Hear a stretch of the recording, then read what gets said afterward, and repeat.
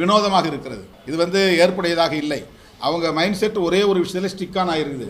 வெறும் திமுக வெறுப்பு, திமுக எதிர்ப்பு என்கிற நிலையில் இருக்கிறதுனால இந்த மாதிரியான குற்றச்சாட்டை அவங்க வைக்கிறாங்க.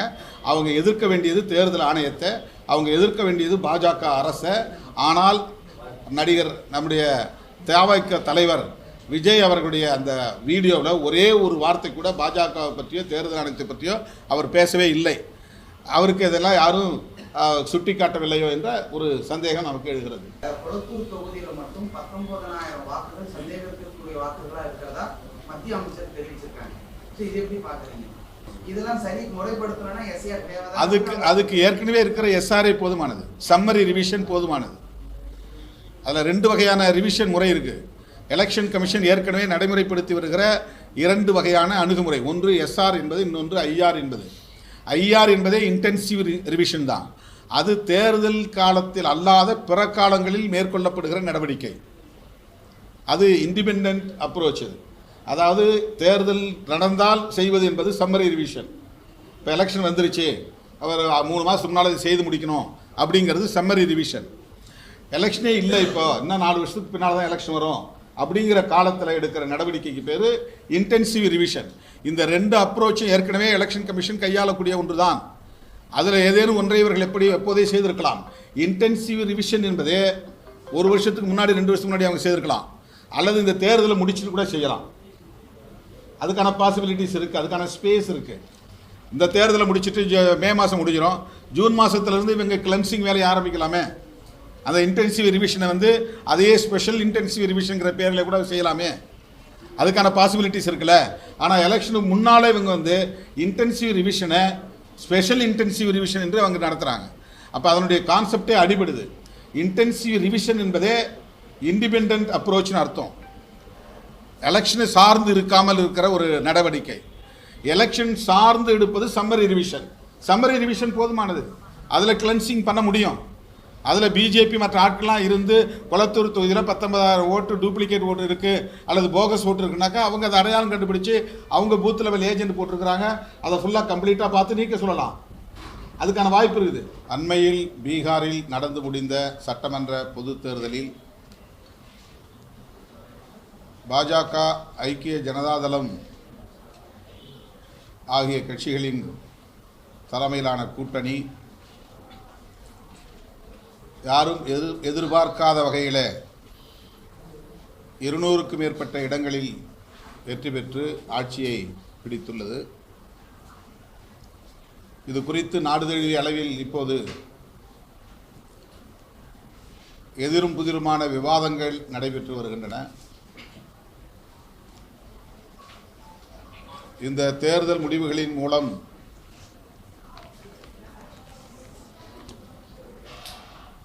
இந்த தேர்தல் நேர்மையாக நடக்கவில்லை என்கிற எண்ணத்தை பெரும்பாலான மக்களிடையே எழுப்பியுள்ளது. பீகாரில் இந்த தேர்தல் முடிவுகளை எதிர்த்து ஆங்காங்கே பொதுமக்களின் போராட்டமும் வெடித்துள்ளது. தேர்தல் களத்தை தொடர்ந்து கண்காணித்து வருபவர்கள், தேர்தல் முடிவுகளை ஆய்வு செய்யக்கூடிய வல்லுநர்கள்,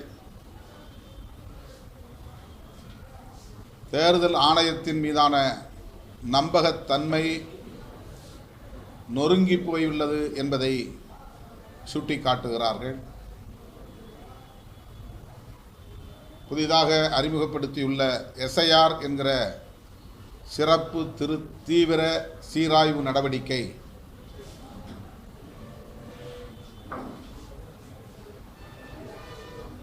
திட்டமிட்ட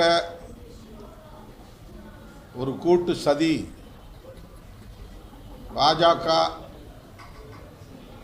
தேர்தல் ஆணையம் ஆகிய 2 நிறுவனங்களும் சேர்ந்து கூட்டு சதி செய்து பாஜகவுக்கு ஆதரவான முடிவுகளை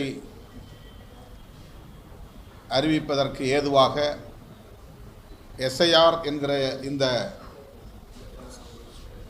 திட்டத்தை நடைமுறைப்படுத்தி வருகிறார்கள் என்று அரசியல் ஆய்வாளர்கள் உறுதிப்படுத்துகின்றனர். விடுதலை சிறுத்தைகளும் அதை வழிமொழிகிறோம். தேர்தல் ஆணையமும் பாரதிய ஜனதா கட்சியும் கூட்டுச்சதி செய்து இப்படி தேர்தலை எதிர்கொள்வது என்பது நாடாளுமன்ற ஜனநாயகத்திற்கு பெரும் தீங்கை விளைவிக்கும். எனவே தமிழ்நாட்டில் எஸ்ஐஆர் என்கிற சிறப்பு தீவிர சீராய்வு நடவடிக்கையை தேர்தல் ஆணையம் கைவிட வேண்டும், அதை நடைமுறைப்படுத்தக்கூடாது என்று விடுதலை சிறுத்தைகள் கட்சி வலியுறுத்துகிறது. நடைமுறை சிக்கல்கள் ஏராளம் உள்ளன. மிக குறுகிய கால கெடு விதித்து 1 மாத இடைவெளியில் அவர்கள் சொல்லுகிறபடி ஆவணங்களை எல்லாம் தயார் செய்து அந்த விண்ணப்பத்தை பூர்த்தி செய்து ஒவ்வொரு வாக்காளரும் தங்கள் பெயரை வாக்காளர் பட்டியலிலே இணைப்பது என்பது மிக பெரும் சவாலாக உள்ளது. கேரளாவிலே இதற்கென்று நியமிக்கப்பட்ட வாக்குச்சாவடி அலுவலர், பூத் லெவல் ஆபீசர் மன உளைச்சலுக்கு ஆளாகி தற்கொலையை செய்திருக்கிறார். தமிழ்நாட்டில் பல இடங்களில் பூத் லெவல் ஆபீசர்ஸ் பொறுப்புக்கு நியமிக்கப்பட்டிருப்பவர்கள் இந்த பணிகளை எங்களால் செய்ய முடியாது என்ற அதிருப்தியை வெளிப்படுத்தி வருகிறார்கள். இது மிக பெரும் சவாலாகவும் மன உளைச்சலை தருவதாகவும் இருக்கிறது. இதனை எங்களால் இந்த குறுகிய காலக்கெடுவுக்குள் நடைமுறைப்படுத்த முடியாது என்பதை வெளிப்படுத்தி வருகிறார்கள். நடைமுறை சிக்கல்கள் ஒரு காரணம் என்பது ஒருபுறம், இதற்கு பின்னணியில் உள்ள சதி உள்நோக்கம் என்பது இன்னொரு காரணம். ஆகவே இதனை தமிழ்நாட்டில் நடைமுறைப்படுத்தக்கூடாது என்று விடுதலை சிறுத்தைகள் கட்சி வலியுறுத்துகிறது.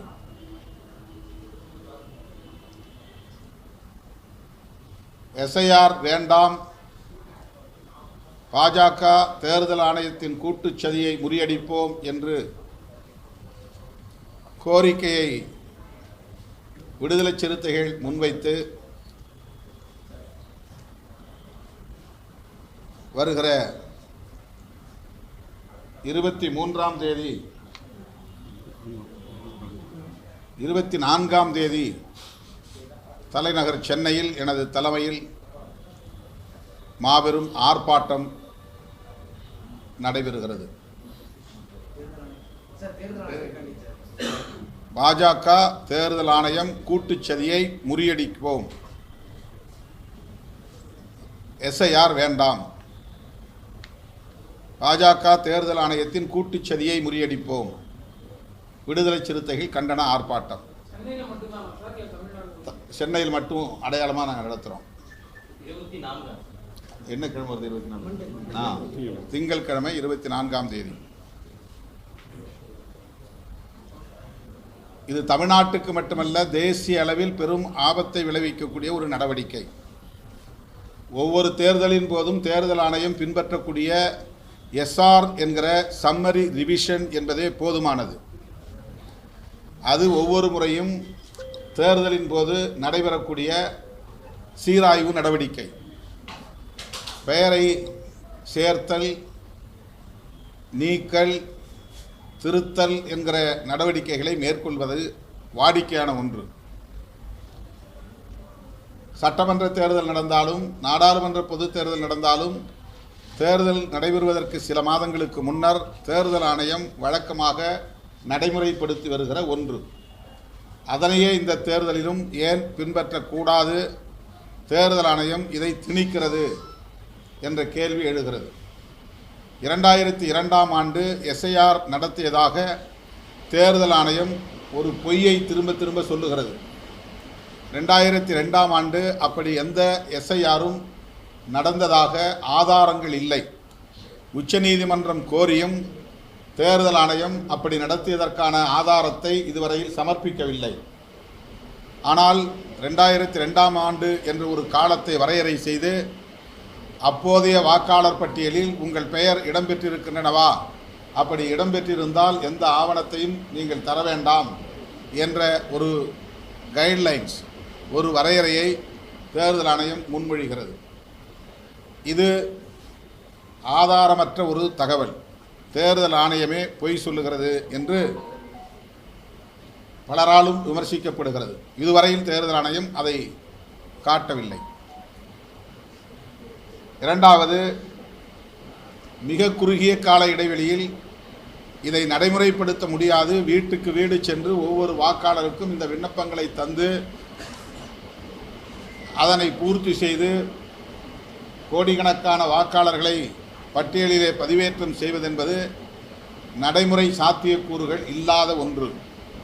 ஆனாலும் இதை திட்டமிட்டு வலிந்து இந்த அரசு தேர்தல் ஆணையம் திணிக்கிறது. ஆக இதிலும் ஒரு உள்நோக்கம் இருப்பது தெரிய வருகிறது. இதன் மூலம் வேண்டியவர்கள் வேண்டாதவர்கள் என்று எல்லா மதங்களை சார்ந்த வாக்காளர்களையும் பட்டியலிலிருந்து நீக்கம் செய்து விடுவது என்பதன் மூலம் பெரும்பாலான எதிர்ப்பு வாக்குகளை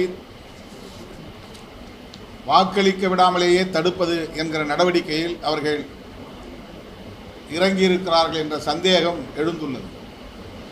ஆகவே இந்த பட்டியலில் பெயர் நீக்கம் என்பது மேலோட்டமாக பார்த்தால் பொதுவானதாக தோன்றும். ஆனால் நடைமுறையில் பார்த்தால் அவர்களுக்கு எதிரான வாக்காளர்களை பட்டியலில் இருந்து நீக்குவதே முதன்மையானது என்பதை புரிந்து கொள்ள முடியும். எனவே அதில் உள்நோக்கம் இருக்கிறது. நடைமுறை சிக்கல்களுக்காக எஸ்ஐஆர் வேண்டாம் என்று ஒரு தரப்பு சொல்லுகிறார்கள். அந்த காரணங்களோடு கூடுதலாக விடுதலை சிறுத்தைகள் சொல்லுகிற காரணம், எஸ்ஐஆர் என்பதே ஒரு திட்டமிட்ட சதி நடவடிக்கை, பாஜக தேர்தல் ஆணையத்தின் கூட்டு சதி. அதன் மூலம் அவர்கள் சிஏஏ என்கிற குடியுரிமை திருத்த சட்டத்தை நடைமுறைப்படுத்துகிறார்கள். தேர்தல் ஆணையத்தை அதற்கான ஒரு கருவியாக பயன்படுத்துகிறார்கள். என்ஆர்சி என்கிற தேசிய குடிமக்கள் பேரேட்டை தயாரிப்பதுதான் அவர்களின் நோக்கம். வாக்காளர் பட்டியலை தயாரிக்கிறோம் என்கிற பெயரில், வாக்காளர் பட்டியலை தூய்மைப்படுத்துகிறோம் என்கிற பெயரில் தேசிய குடிமக்கள் பேரேட்டை தயாரிப்பது என்பது அவர்களின் நோக்கமாக இருக்கிறது. அது வடகிழக்கு மாகாணங்களில் மட்டும் செய்யாமல், அல்லது பாகிஸ்தானோடு அண்டையில் இருக்கிற மாநிலங்களில் மட்டும் செய்யாமல், ஒட்டுமொத்த தேசிய அளவிலே செய்து தேசிய குடிமக்கள் பேரேட்டை தயாரிப்பது என்பதை உள்நோக்கமாக கொண்டு தேர்தல் ஆணையமும் பாஜகவும் இந்த வேலைகளை செய்வதாக விடுதலை சிறுத்தைகள் கட்சி நம்புகிறது. எனவே எஸ்ஐஆரை நடைமுறைப்படுத்துவதில் உள்ள சிக்கல்களை மட்டுமே காரணமாக சொல்லாமல் அதன் உள்நோக்கத்தையும் அடிப்படையாக கொண்டு எஸ்ஐஆர் வேண்டாம் என்று விடுதலை சிறுத்தைகள் கட்சி வலியுறுத்துகிறது. இந்த குரலை அனைத்து தரப்பு ஜனநாயக சக்திகளும் ஓங்கி ஒலிக்க வேண்டும். இது வெகுமக்கள் எதிர்ப்பாக பரிணமிக்க வேண்டும் என்று விடுதலை சிறுத்தைகள் கட்சி அறைகூவல் விடுக்கிறது.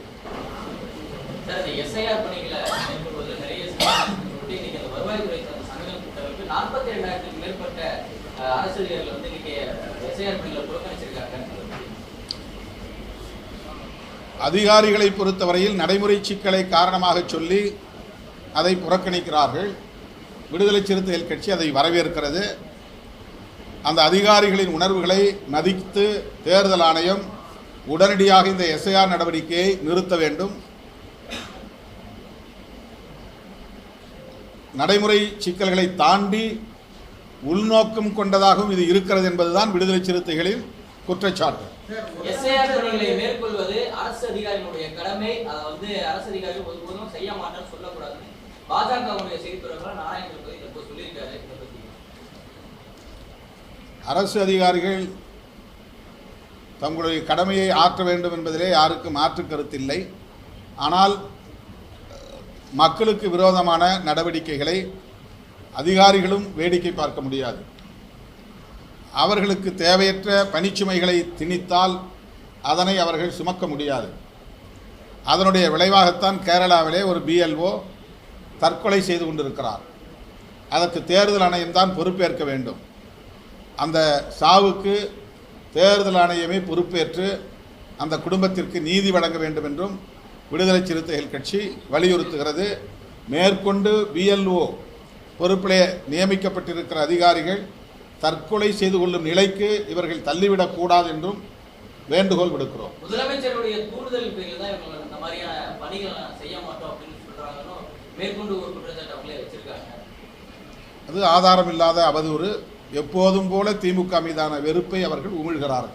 முதலமைச்சர் வந்து SAR வரவேற்கிறார். எப்படின்னா பருவமழை காலங்கள்ல செய்யக்கூடாது, முன்னாடி பண்றீங்க, நாங்க வரவேற்கிறோம், ஆனா கொஞ்சம் லேட்டா பண்ணுங்க அப்படின்னு சொல்றாரு. நீங்க முக்கியமா எதிர்ப்பீங்க. ரெண்டுத்துக்கும் முரண் இருக்கு. இது ரெண்டுக்கும் முரண் இல்லை. அவர் ஒரு காரணத்தை விளக்குகிறார், நான் கூடுதலாக இன்னொரு காரணத்தை விளக்குகிறேன். நான் நடைமுறை சிக்கல்கள் இல்லவே இல்லை என்று சொல்லவில்லை. நடைமுறை சிக்கல் 1 மாத காலம் போதாது என்பது ஒரு கருத்து. மழை காலமாக இருக்கிறது, எனவே இதை இப்போது நடைமுறைப்படுத்த வேண்டாம் என்பது ஒரு கருத்து. அந்த விண்ணப்பங்களை பூர்த்தி செய்வது கடினமாக இருக்கிறது. அவர்கள் கோருகிற ஆவணங்களை ஏற்பாடு செய்வதில் பாமர மக்கள், ஊரகப் பகுதிகளில் வசிக்கிற மக்கள், உழைக்கிற மக்கள் மிக சிரமப்பட வேண்டிய ஒன்றாக இருக்கிறது. இது போன்ற நடைமுறை சிக்கல்களும் இருக்கின்றன. அதை முதல்வர் சுட்டி காட்டுகிறார். அது ஒரு காரணம், அதுவும் உண்மைதான். அதை தாண்டி குடிமக்கள், தேசிய குடிமக்கள் பேரட்டை தயாரிப்பதற்கான ஒரு செயல் திட்டமும் மறைமுக செயல் திட்டமும் இதற்குள்ளே இருக்கிறது. அதை நடைமுறைப்படுத்துவதற்காகத்தான் இப்படி தேர்தல் ஆணையமும் பாஜக அரசும் கூட்டுச்சதி செய்கிறது என்று நாங்கள் குற்றம் சாட்டுகிறோம். மூன்றாவதாக, இவ்வாறு பெயர்களை நீக்கம் செய்வதன் மூலம் எதிர்த்து வாக்களிக்கக்கூடிய வாக்காளர்களை பெரும்பாலும் கணிசமான அளவிலே வெளியேற்றிவிட முடியும். 90 விழுக்காடு வெளியேற்றிவிட முடியும். அவர்களுக்கு வாக்களிக்கக்கூடியவர்கள் மிக சொற்பமாக அதிலே இருக்கலாம். ஆனால் பெரும்பான்மையான எதிர்ப்பு வாக்குகளை அவர்களால் தடுத்துவிட முடியும். இந்த உள்நோக்கமும் அதிலே இருக்கிறது. ஆக 2 உள்நோக்கம். ஒன்று, எதிர்ப்பு வாக்குகளை வெளியேற்றுவது பட்டியலில் இருந்து. இரண்டாவது, தேசிய குடிமக்கள் பேரேட்டை தேர்தல் ஆணையத்தின் மூலமாகவே தயாரித்து விடுவது. இந்த 2 சதித்திட்டமும் மறைமுக செயல் திட்டமாக இருக்கிறது. நடைமுறை சாத்தியக்கூறுகள் என்கிற ஒரு களத்திலே நாம் சிந்திக்கிற போது இந்த 1 மாத காலம் போதாது. இந்த ஆவணங்கள் திரட்டுவது என்பது சாத்தியமில்லாத ஒன்று. ஊரக மக்கள் இதை அவ்வளவு எளிதாக கையாள முடியாது போன்ற சிக்கல்கள் இருக்கின்றன. அடைமழை காலமாக இருக்கிறது என்பது ஒன்று. அவர்கள் திரும்ப அதை வெரிஃபை செய்து அறிவிப்பதற்கு எடுத்துக்கொள்கிற காலமும் நாம் கவனிக்க முடியாத பொங்கல் காலமாக இருக்கும். ஜனவரி அவர்கள் அதற்கான வெரிஃபிகேஷன் காலமாக எடுத்துக்கொள்கிறார்கள். அந்த நேரத்தில் அது கவனம் செலுத்த முடியாத ஒரு பண்டிகை காலமாகவும் நம்முடைய தமிழ்நாட்டிலே அமைந்து விடுகிறது. இவையெல்லாம் நடைமுறை சம்பந்தமானது, பிராக்டிக்கல் டிஃபிகல்டிஸ். இது மட்டுமே காரணம் என்று விடுதலை சிறுத்தைகள் கூறவில்லை. சில கட்சிகள் இதை பிரதானப்படுத்தி சொல்லுகின்றன. நாங்கள் இதன் ஊடாக இன்னமும் அவர்களின் மறைமுக செயல் திட்டம் அதிலே இருக்கிறது, இதோடு இணைந்து இருக்கிறது. ஆகவே SIR வேண்டாம் என்கிற ஒரு கோரிக்கையை விடுதலை சிறுத்தைகள் கட்சி முன்வைக்கிறது. சார், இப்போ SIRல கொளத்தூர் தொகுதியில் மட்டும் 19,000 வாக்குகள் சந்தேகத்திற்குரிய வாக்குகளா இருக்கிறதா மத்திய அமைச்சர் தெரிவிச்சிருக்காங்க. இது எப்படி பாக்குறீங்க? இதெல்லாம் சரி முறைப்படுத்தணும்னா SIR தேவைதான். அதுக்கு ஏற்கனவே இருக்கிற SRA போதுமானது, சம்மரி ரிவிஷன் போதுமானது. அதில் 2 வகையான ரிவிஷன் முறை இருக்குது. எலெக்ஷன் கமிஷன் ஏற்கனவே நடைமுறைப்படுத்தி வருகிற 2 வகையான அணுகுமுறை. ஒன்று SR என்பது, இன்னொன்று IR என்பது. IR என்பதே இன்டென்சிவ் ரிவிஷன் தான். அது தேர்தல் காலத்தில் அல்லாத பிற காலங்களில் மேற்கொள்ளப்படுகிற நடவடிக்கை. அது இண்டிபெண்டன்ட் அப்ரோச். அதாவது தேர்தல் நடந்தால் செய்வது என்பது சம்மரி ரிவிஷன். இப்போ எலெக்ஷன் வந்துருச்சு, அவர் 3 மாதம் முன்னால் செய்து முடிக்கணும் அப்படிங்கிறது சம்மரி ரிவிஷன். எலெக்ஷனே இல்லை, இப்போ இன்னும் 4 வருஷத்துக்கு பின்னால் தான் எலெக்ஷன் வரும் அப்படிங்கிற காலத்தில் எடுக்கிற நடவடிக்கைக்கு பேர் இன்டென்சிவ் ரிவிஷன். இந்த 2 அப்ரோச்சும் ஏற்கனவே எலெக்ஷன் கமிஷன் கையாளக்கூடிய ஒன்று தான். அதில் ஏதேனும் ஒன்றை இவர்கள் எப்போதே செய்திருக்கலாம். இன்டென்சிவ் ரிவிஷன் என்பதே 1 வருஷத்துக்கு முன்னாடி 2 வருஷத்துக்கு முன்னாடி அவங்க செய்திருக்கலாம், அல்லது இந்த தேர்தலை முடிச்சுட்டு கூட செய்யலாம். அதுக்கான பாசிபிலிட்டிஸ் இருக்குது, அதுக்கான ஸ்பேஸ் இருக்குது. இந்த தேர்தலை முடிச்சுட்டு மே மாதம் முடிஞ்சிடும், ஜூன் மாதத்துலேருந்து இவங்க கிளென்சிங் வேலையை ஆரம்பிக்கலாமே.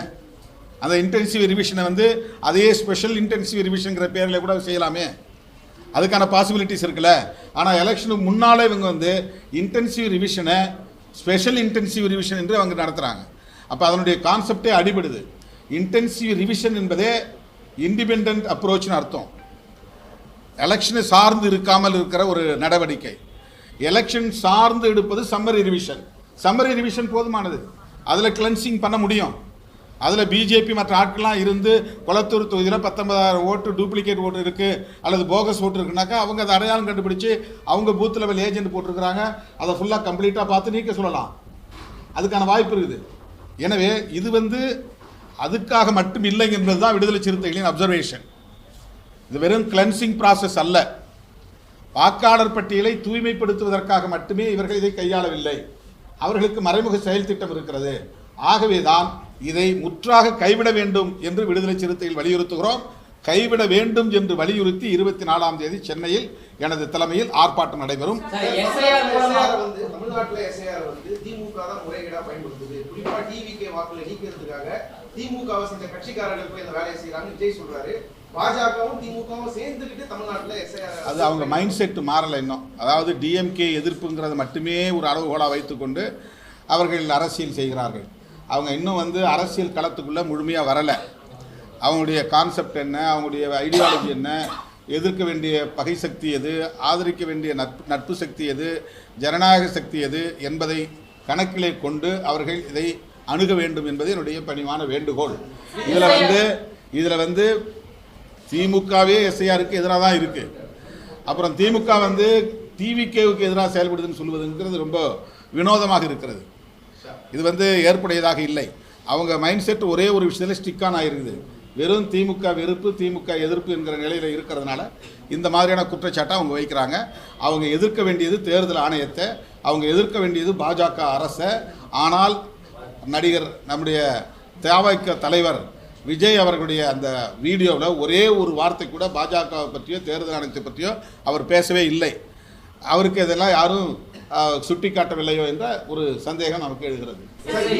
வந்து கூட போலான்னு சொல்லி தேர்தல் ஆணையமே சொல்லுது. ஒரு 50 ஃபார்ம் ஒரு பிஎல்ஏவும் ஃபில் பண்ணி தரணும் கோரிக்கை வச்சிருக்கு தேர்தல் ஆணையம். ஆனா திமுகவை சார்ந்த பிஎல்ஏக்கள் கூட போறத அது என்ன முறைகேடான விஷயம் சொல்லி அந்த வீடியோ எடுத்து சமூக வலைதளத்துல திமுக பாருங்க போய் ஹைஜாக் பண்ணுதுன்னு சொல்லி பல விமர்சனங்களை பிஎல்ஏ போலாம்ல கூட. நான் மொத்தமே அதை எஸ்ஐஆரே வேண்டான்னு சொல்கிறோம். அப்புறம் நீங்கள் டிஸ்கஷனை நீங்கள் டைவெர்ட் பண்ணாதீங்க. பிஎல்ஏ கூட போகிறதா கூட போக வேண்டாமாங்கிறதுக்குள்ளே நாங்கள் நுழையில. எஸ்ஐஆரை நடைமுறைப்படுத்தாதீங்கன்ற அதுக்குள்ளே இருக்கிற நிறைய மறைமுக செயல் திட்டம் இருக்குது. அதனால் வந்து அதை நடைமுறைப்படுத்தக்கூடாது என்பதுதான் எங்கள் ஸ்டாண்டு. விடுதலை சிறுத்தை நீதிமன்றம் வந்து இறந்துருக்கிறாங்க, பிஎல்ஓக்கள் வந்து இறந்துருக்கிறாங்க. பீகார்ல வந்து லட்சக்கணக்கில் வாக்குகள் நீக்கப்பட்டிருக்கு, போலி வாக்குகள் சேர்க்கப்பட்டிருக்கு. இவ்வளவு நடந்த பிறகும் மாஸ் இன்ட்ரூஷன் நடந்த பிறகும் நீதிமன்றம் பீகார் வழக்கையும் அதை தீர்ப்பு சொல்லாம குடியுரிமை நீக்கப்படுதுன்றது அதுதான் உச்ச நீதிமன்றம், தேர்தல் ஆணையம் இது போன்ற பொதுவான மக்கள் நிறுவனங்களை இன்றைக்கு பாஜக ஆட்சியாளர்கள் தவறாக பயன்படுத்துகிறார்கள். பல வகையில் இன்ஃப்ளூயன்ஸ் பண்ணுறாங்க. பீகார் தேர்தலின் போது எஸ்ஐஆர் நடைமுறைப்படுத்திய போதே விடுதலை சிறுத்தைகள் கட்சி உட்பட பலர், நாங்கள் திமுக விடுதலை சிறுத்தைகள் கட்சி உச்சநீதிமன்றத்தில் அதை எதிர்த்து தடை கோரி வழக்கு போட்டது இன்னும் நிலுவையில் இருக்கிறது.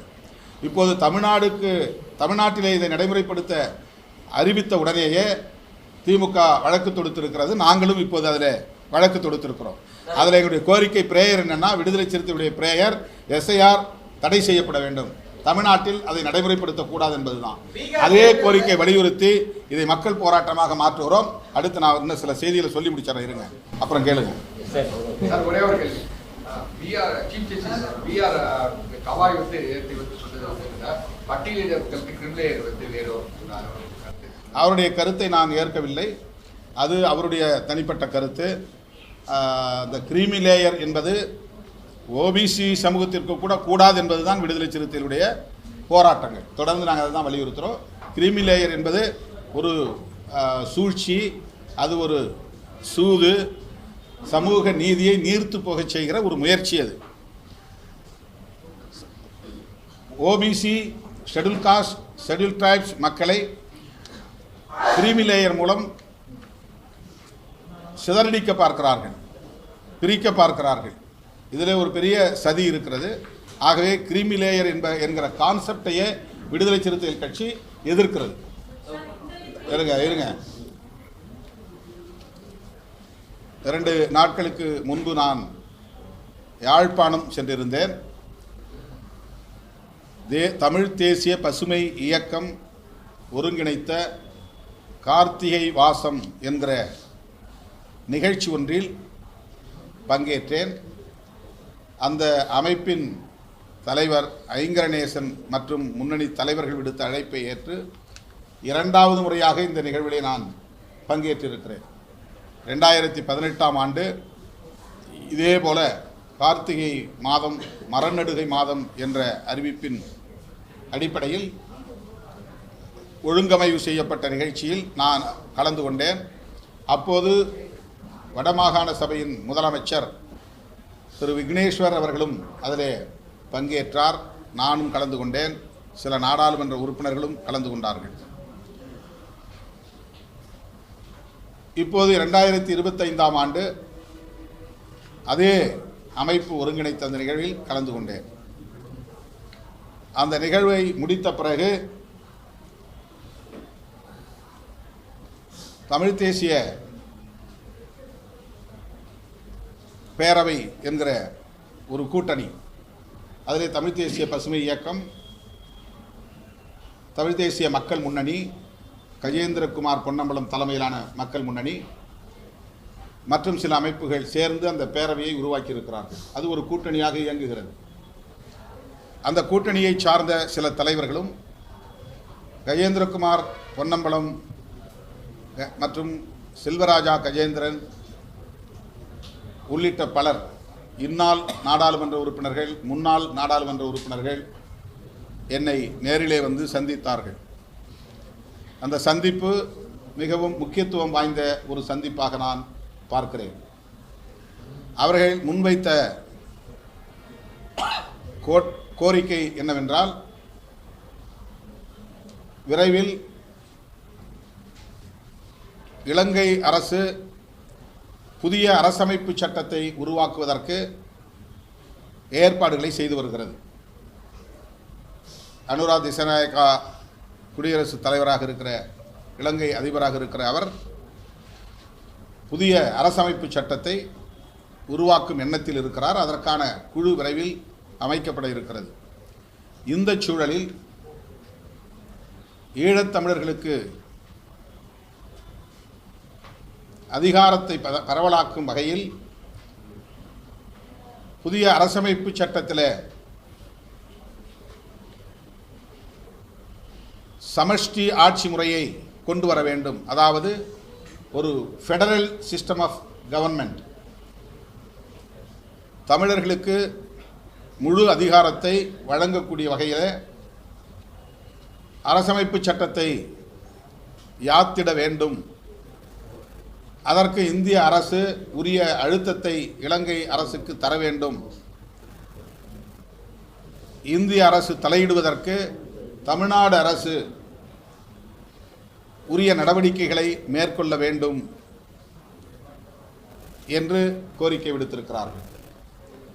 தமிழ்நாடு அரசு இந்திய ஒன்றிய அரசுக்கு அழுத்தம் கொடுத்து, இந்திய ஒன்றிய அரசு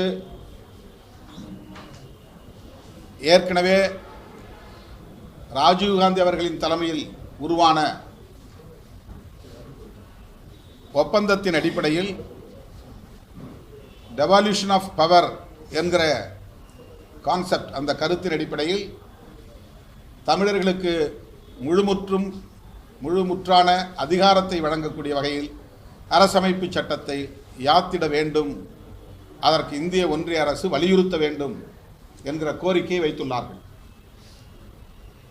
மாண்புமிகு முதல்வர் அவர்களுக்கு விடுதலை சிறுத்தைகள் கட்சியின் சார்பில் அந்த வேண்டுகோளை நான் விடுக்கிறேன். நேரிலும் சந்தித்து அவரிடத்தில் இந்த கோரிக்கையை வலியுறுத்த இருக்கிறேன். ராஜீவ்காந்தி அவர்களின் காலத்திலே போடப்பட்ட ஒப்பந்தத்தில் சொன்னபடி 13வது திருத்தம் அமையவில்லை. ஏற்கனவே அவர்கள் 13வது திருத்தத்தை அரசமைப்பு சட்டத்திலே கொண்டு வந்திருக்கிறார்கள். ஆனால் அது எந்த அதிகாரத்தையும் ப்ராவின்ஷியல் கவர்மெண்ட் என்கிற மாகாண ஆட்சி நிர்வாகத்திற்கு வழங்கவில்லை. எனவே 13வது திருத்தத்தில் எங்களுக்கு உடன்பாடில்லை, நம்பிக்கை இல்லை. அதை நடைமுறைப்படுத்த நாங்கள் ஒருபோதும் சொல்லவில்லை. ஆனால் ராஜீவ்காந்தி அவர்கள் உருவாக்கிய அந்த ஒப்பந்தம் தமிழர்களுக்கான முழு அதிகாரத்தை வலியுறுத்துகிறது. அந்த ஒப்பந்தத்தை நடைமுறைப்படுத்த இந்திய ஒன்றிய அரசு உரிய முயற்சிகளை மேற்கொள்ள வேண்டும். இதுதான் அவர்களின் கோரிக்கை. அதிலே அவர்கள் தெளிவுபடுத்த விரும்புவது, அந்த கான்ஸ்டிடியூஷன் என்பது யூனிட்டரி கவர்மெண்ட் என்கிற ஒற்றையாட்சி முறையாக இருக்கக்கூடாது, ஃபெடரல் ஸ்ட்ரக்சர் என்கிற அடிப்படையில் அது அமைய வேண்டும். இந்தியாவிலே இருப்பது குவாசி ஃபெடரல் என்கிற ஒரு ஆட்சி நிர்வாக முறை. மாநிலங்களுக்கு அதிகாரம் உண்டு, ஆனாலும் இந்திய ஒன்றிய அரசு கூடுதலான அதிகார வலிமை கொண்டதாக இருக்கும். அவ்வாறு இல்லாமல், குவாசி ஃபெடரலாக இல்லாமல் ஒரு முழுமையடைந்த கூட்டாட்சி முறையை, அதுதான் அவர்கள் சமஷ்டி முறை என்கிறார்கள், கூட்டாட்சி முறையை இலங்கையில் கொண்டு வருவதற்கு புதிதாக தயாரிக்கப்படவுள்ள அரசமைப்பு சட்டத்தில் இடம்பெறச் செய்ய வேண்டும். இந்திய ஒன்றிய அரசுக்கு அந்த பொறுப்பு உண்டு, கடமை உண்டு. ஏற்கனவே ஒப்பந்தம் அந்த அடிப்படையில் தான் போடப்பட்டிருக்கிறது. எனவே இந்திய இலங்கை ஒப்பந்தத்தை நாங்கள் ஏற்கிறோம். அதனை நடைமுறைப்படுத்த இந்திய ஒன்றிய அரசு தயாராக வேண்டும். ஆனால் அந்த ஒப்பந்தத்தின் அடிப்படையில் அப்போது செய்யப்பட்ட 13வது திருத்தத்தை நாங்கள் ஏற்கவில்லை, அது எங்களுக்கு எந்த அதிகாரத்தையும் தரவில்லை என்ற கருத்தை அவர்கள் என்னிடத்திலே முன்மொழிந்தார்கள். இந்த ஊடக சந்திப்பின் மூலம் இந்திய ஒன்றிய அரசுக்கும் தமிழ்நாடு முதலமைச்சர் அவர்களுக்கும் நான் விடுக்கிற வேண்டுகோள், ஈழத் தமிழர்களின் இந்த கோரிக்கையை கனிவோடு பரிசீலிக்க வேண்டும். புதிதாக இயற்றப்படவிருக்கிற இலங்கை நாட்டுக்கான அரசமைப்பு சட்டத்தில் ஒரு ஃபெடரல் ஸ்ட்ரக்சர் ஈழத்தமிழர்களுக்கான முழு அதிகாரத்தை வழங்கக்கூடிய வகையில் அமைந்திட வேண்டும் என்று விடுதலை சிறுத்தைகள் கட்சி வேண்டுகோள் விடுக்கிறது. அடுத்து திருகோணமலையில் நான் யாழ்ப்பாணம் சென்று வந்த அடுத்த நாள் புத்தர் சிலை ஒன்றை பொதுமக்கள் கூடும் இடத்திலே வைத்திருக்கிறார்கள்.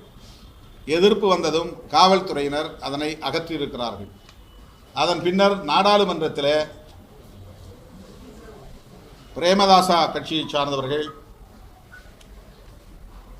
எப்படி நீங்கள் சிலையை அகற்றலாம், இது புத்தர்களுக்கான தேசம், பௌத்த மதத்திற்குத்தான் முதல் இடம் உண்டு, எனவே அகற்றிய சிலையை உடனே அங்கே வைக்க வேண்டும் என்று குரல் எழுப்ப உடனடியாக அந்த சிலை அதே இடத்தில் வைக்கப்பட்டிருக்கிறது. புத்தரை தங்களின் ஆக்கிரமிப்புக்கான ஒரு கருவியாக சிங்கள பௌத்த பேரினவாதிகள் பயன்படுத்துகிறார்கள். தமிழர்களின் தாயகமாக உள்ள வடக்கு கிழக்கு பகுதிகளில் ஆங்காங்கே புத்தர் சிலைகளை நிறுவி தமிழர்களுக்கு சொந்தமான நிலங்களை ஆக்கிரமிப்பதும், கலாச்சாரத்தை, தமிழர்களின் நீண்ட நெடிய பாரம்பரியத்தை சிதைக்கிற நடவடிக்கைகளிலும் தொடர்ந்து ஈடுபட்டு வருகிறார்கள். விடுதலை சிறுத்தைகள் கட்சி சிங்கள பௌத்த பேரினவாத ஆட்சியாளர்களின், ஆளும் வர்க்கத்தின் இந்த தமிழர் விரோத போக்கை வன்மையாக கண்டிக்கிறது. இந்திய ஒன்றிய அரசு இதிலும் உடனடியாக தலையிட வேண்டும். இதுபோன்ற ஆக்கிரமிப்பு நடவடிக்கைகளை, கலாச்சார படையெடுப்பு நடவடிக்கைகளை சிங்கள அரசு கைவிட வேண்டும் என்பதை இந்திய அரசு சுட்டிக்காட்ட வேண்டும், வலியுறுத்த வேண்டும் என்று கேட்டுக்கொள்கிறேன். தூய்மை பணியாளர்களுக்காக வேண்டி தமிழக அரசு பல்வேறு நலத்திட்டங்கள் செஞ்சுட்டு வந்தாலும் இன்றைய நிலையில் தங்களுக்கு வேலை வாய்ப்பை உறுதி செய்ய வேண்டும் சொல்லி சென்னை மாநகராட்சி வலியுறுத்தி போராட்டத்தில் பல கட்டமாக ஈடுபட்டு வந்தாங்க. இப்போ கோர்ட்டு வழங்கிக்கிறபடி 4 பெண் தூய்மை பணியாளர்கள் அம்பத்தூர்ல காலவரையற்ற உண்ணாவிரதம் இருந்து வராங்க. இன்னும் தமிழக அரசு இவங்க மேல எவ்வளவு கவனம் செலுத்தணும் நீங்க நினைக்கிறீங்க? ஏற்கனவே இந்த பிரச்சனையை முதலில் முதலமைச்சரின் கவனத்திற்கு கொண்டு சென்றது விடுதலை சிறுத்தைகள் கட்சிதான். அவர்களின் கோரிக்கையை ஜனநாயகபூர்வமான முறையிலே அணுக வேண்டும். அந்த 2 ஜோன் அந்த பகுதிகளில் வேலை செய்யக்கூடியவர்களை அப்படியே நிரந்தரப்படுத்திக் கொள்ள வேண்டும். புதிதாக ஆட்கள் தேவைப்பட்டால் அவுட் சோர்சிங் முறைப்படி எடுத்துக்கொள்ளலாம். போராடுகிறவர்கள் அதற்கு இணங்குகிறார்கள் என்பதை நாங்கள் எடுத்துச் சொன்னோம். அதை பரிசீலிப்பதாக அப்போது சொல்லப்பட்டது. ஆனால் இன்னும் அது ஒரு முடிவுக்கு வரவில்லை என்பது கவலை அளிக்கிறது. முதல்வரை நான் மறுபடியும் சந்திக்கிற போது இந்த பிரச்சனை குறித்து வலியுறுத்துவேன். பீகார் தேர்தலில் உலக வங்கியில் 14,000 கோடி கடன் வாங்கி தேர்தல் நடத்தினதா கணக்கெல்லாம் வெளியிட்டிருக்காங்க. வேறு ஒரு திட்டத்திற்காக உலக வங்கியின் மூலம் பெற்ற பணத்தை தேர்தல் ஆதாயம் கருதி குடும்ப பெண்களின் வங்கி கணக்கில் தலா 10,000 அவர்கள் உதவித்தொகையாக வழங்கியது இப்போது வெளியாகி இருக்கிறது. இது தேர்தலுக்கு முன்பே தொடங்கப்பட்டதாகவும் சொல்லப்படுகிறது. ஆனால் தேர்தலை கருத்தில் கொண்டுதான் இந்த வேலையை செய்திருக்கிறார்கள் என்று பலரும் உறுதிப்படுத்துகிறார்கள். இந்த நடவடிக்கை ஜனநாயகத்தை சிதைக்கிற நடவடிக்கை, நாடாளுமன்ற ஜனநாயகத்தின் மீதான நம்பகத்தன்மையை நொறுக்குகிற நடவடிக்கை, மக்களை விலை கொடுத்து வாங்கிவிடலாம், ஜனநாயகத்தின் மீது மக்களுக்கு எந்த நம்பிக்கையும் இருக்கக்கூடாது என்று ஜனநாயகத்தின் மீதான நம்பகத்தன்மையை நொறுக்குகிற ஒரு முயற்சி. இதை விடுதலை சிறுத்தைகள் கட்சி கண்டிக்கிறது. எஸ்ஐஆர் மூலமாகத்தான் பீகாரில் வாக்கு சதவீதம் அதிகரித்திருக்கிறது அப்படின்னு தமிழிசை சவுந்தரராஜன் ஒரு கருத்து சொல்லியிருக்காரு. எஸ்ஐஆர் மூலமா தான் எஸ்ஐஆர் மேற்கொண்டதுனால தான் பீகார்ல வாக்கு சதவீதம் அதிகரித்திருக்கு. அதை தமிழ்நாட்டில் செயல்படுத்துறதுனால என்ன தமிழ்நாட்டில் பீகாரில் செய்ததை போல் செய்ய வேண்டும் என்பதுதான் அவர்களின் நோக்கம். அதை தடுப்பதற்காகத்தான் ஜனநாயக சக்திகள் நாங்கள் போராடி கொண்டிருக்கிறோம். மக்கள் அதற்கு தயாராக வேண்டும் என்பதுதான் எங்களுடைய அறைகூவல். வாக்குப்பதிவு சதவிகிதத்தை உயர்த்துவது மட்டுமே அவர்களின் நோக்கம் இல்லை. தில்லுமுள்ளு செய்து ஆட்சி அதிகாரத்தை கைப்பற்றுவதுதான் அவர்களின் நோக்கம். அவர்களுக்கு எந்த விதமான வாக்கு வங்கி ஆதாரமும் இல்லாத நிலையில், வலிமை இல்லாத நிலையில் தமிழ்நாட்டிலும் ஆட்சியை பிடிப்போம் என்று எந்த துணிச்சலில் பிரதமர் வரையில் பேசுகிறார்கள். அப்படி அவர்கள் பேசுவதிலேயே ஒரு உள்நோக்கம் இருக்கிறது என்பதை, சதித்திட்டம் இருக்கிறது என்பதை யூகிக்க முடிகிறது. தமிழ்நாட்டு மக்கள் எச்சரிக்கையாக இருக்க வேண்டும். அவர்களின் தில்லுமுள்ளு நடவடிக்கைகளுக்கு இடம் கொடுக்கக்கூடாது. அரசியல் கட்சிகள் எதிர்ப்பு என்றால் அது அரசியல் காரணங்கள் என்று விமர்சிக்கப்படலாம். பொதுமக்கள் இதில் விழிப்பாக இருந்து இதை தடுக்க வேண்டும் என்று வேண்டுகோள் விடுக்கிறேன்.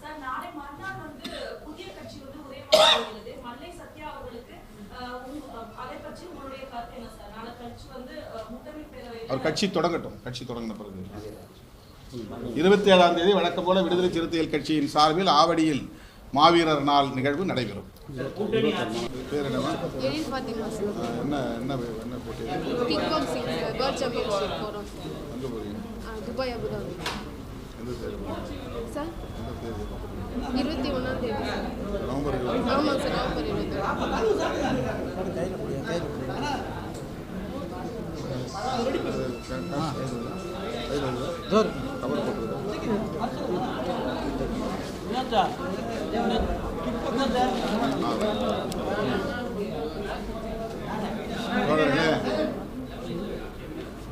வருகிற நவம்பர் 21ஆம் தேதி துபாய், அபுதாபி ஆகிய இடங்களில் நடைபெறவுள்ள உலக கிக் பாக்ஸிங் போட்டியில் பங்கேற்பதற்கு தேர்வாகி இருக்கிற மாணவிகள் எழில் ஃபாத்திமா, சுபாஷினி ஆகிய இருவரையும் விடுதலை சிறுத்தைகள் கட்சியின் சார்பில் வாழ்த்துகிறோம். அவர்களுக்கு கட்சியின் சார்பில் பயண செலவுக்காக தலா 75,000 வீதம் 1.5 லட்சம் ரூபாய் வழங்கப்படுகிறது.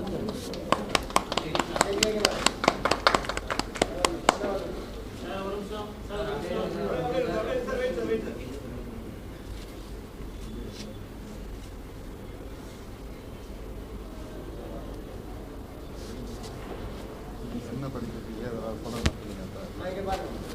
நீங்கள் என்ன படிக்கிறீங்க? எப்போ இதில் தேர்வானீங்க? கைலட்சுமி பேர் வச்சு கைலட்சுமிங்க. சொல்லுங்கள் நீங்கள் பேர், உங்கள் பேரை சொல்லுங்கள். எங்கே படிக்கிறீங்க? என்னோட பேர் எழில் ஃபாத்திமா. நான் கவர்மெண்ட் காலேஜ் ஃபார் உமன் கும்பகோணத்தில் செகண்ட் இயர் பிஎஸ்சி மேக்ஸ் படிக்கிறேன். இப்போ நடந்த ஜூலை மாதம் நடந்த சீனியர் நேஷ்னல் கிக் பாக்ஸிங்கில் கோல்டு மெடல் வின் பண்ணியிருக்கேன். இதனால் நான் வந்து வேர்ல்ட் சாம்பியன்ஷிப்பில் செலக்ட் ஆகி நவம்பர் மாதம் நடக்கிற 21 to 13 நாங்கள் துபாய் அபுதாபிக்கு போகிறேன். என் பேர் சுபாஷினி. நான் கடலூர் டிஸ்ட்ரிக்ட் ஸ்ரீமுஷ்ணத்துலேருந்து வரேன். கடலூர் டிஸ்ட்ரிக்ட் ஸ்ரீமுஷ்ணத்துலேருந்து வரேன். நான் ஒரு 7 இயர்ஸாக கிக் பாக்ஸிங் ஸ்போர்ட் பண்ணிகிட்ருக்கேன். இப்போ லாஸ்ட் ஜூலையில் நடந்த சத்தீஸ்கரில் நேஷ்னல்ஸ் வின் பண்ணி வேர்ல்ட் சாம்பியன்ஷிப்புக்கு செலக்ட் ஆகிருக்கோம். சார்கிட்ட இந்தமாரி ஹெல்ப் கேட்டிருந்தோம். பாதி அமௌண்ட் கட்டிட்டோம் சார், பாதி கட்ட முடியல அப்படின்னு சொல்லி சார்கிட்ட ஹெல்ப் கேட்டதுக்கப்புறம் எங்களை கூப்பிட்டு இப்போது எங்களுக்கு அகாமடேஷனுக்கான ஃபேர் கொடுத்துருக்காங்க. ரொம்ப தேங்க்ஸ் சார். தேங்க்யூ. அரசு ஏற்கனவே உங்களுக்கு உதவி செஞ்சுருக்காங்க. அது அந்த போதாத தொகை வந்து உங்களுக்கு அகாமடேஷனுக்கான வாழ்த்துக்கள்.